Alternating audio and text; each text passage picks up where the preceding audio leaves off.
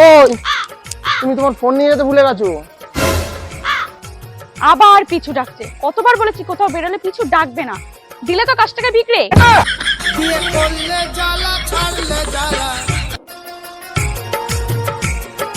কি গো জানো, আজকে না ভাতটা আমার খুব কুটকুট করছে।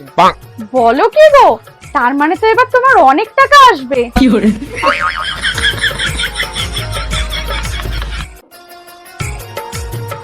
কি গো জানো তো, আজকে না সকাল থেকে না বাচকটা খুব নড়ছে জানো। তার মানে আজকের দিনটা তোমার খারাপ যাবে, তুমি দেখো।